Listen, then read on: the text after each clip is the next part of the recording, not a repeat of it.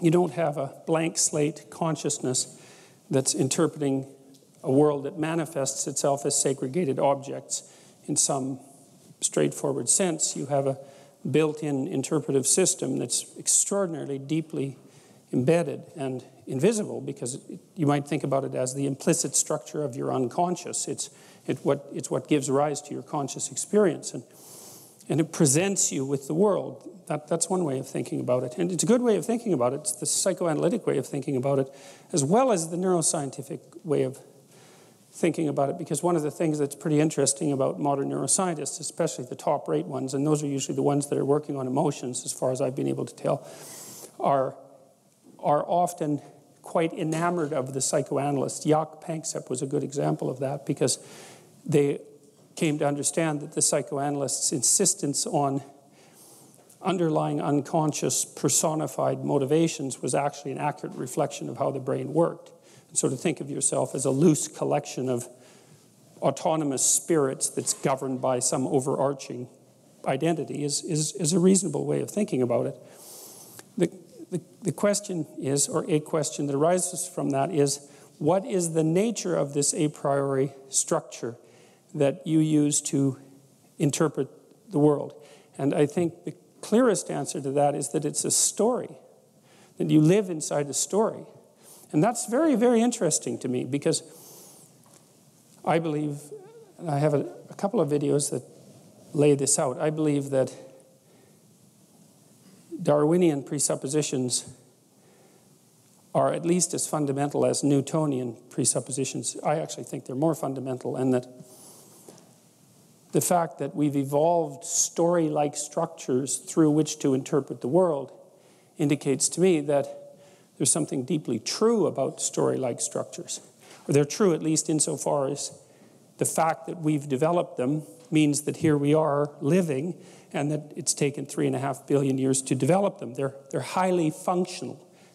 And so we don't have much better definition of truth than highly functional. You know, that's about as good as it gets, partly because we're limited creatures and we don't have omniscient knowledge. And so the best we can do with our knowledge, generally speaking, is to note its functionality and improve it when it fails to work properly. I think the scientific method actually does that.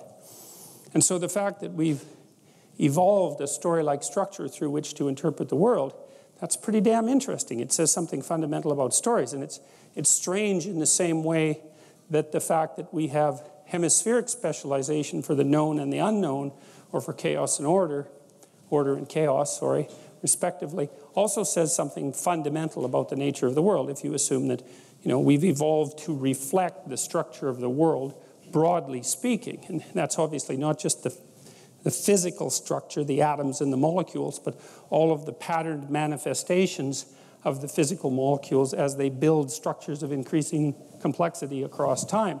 That would include human interactions and political interactions, economic interactions, familial interactions, all of those things that are a very important part of our reality, but perhaps in some sense not as fundamental as the physical attributes that the physicists concentrate on. So we live in stories.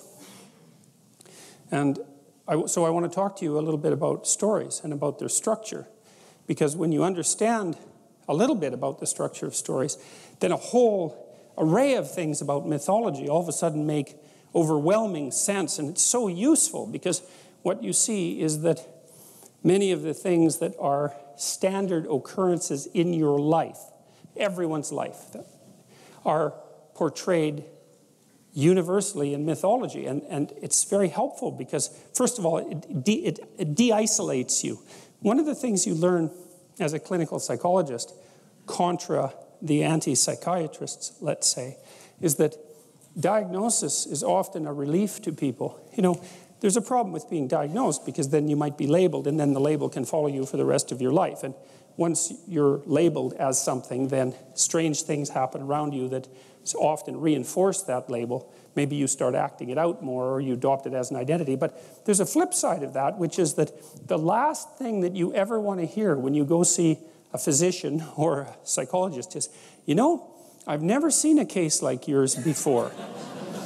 Right, that is not a relief, man, because if the message is, I've never heard anything like what you're telling me, the outcome is either going to be not so good for you, or you're not going to get listened to at all, right? Because you're such an anomaly that you're actually, your existence is annoying to the integrated knowledge structure of the medical professional that you're attempting to receive advice from.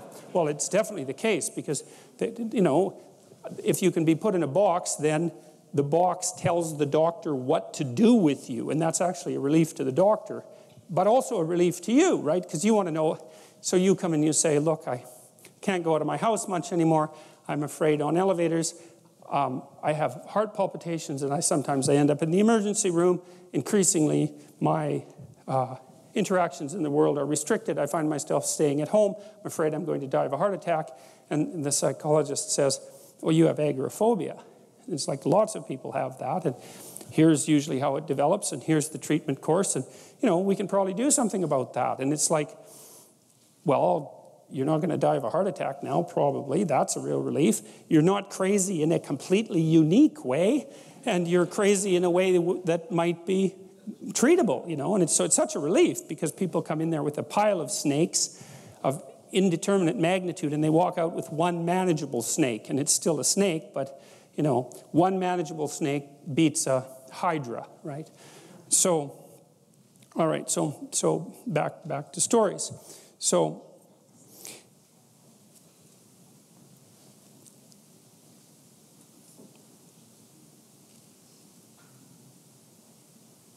the stories that we tell and that we live in are fundamentally ways that we deal with the complexity of the world.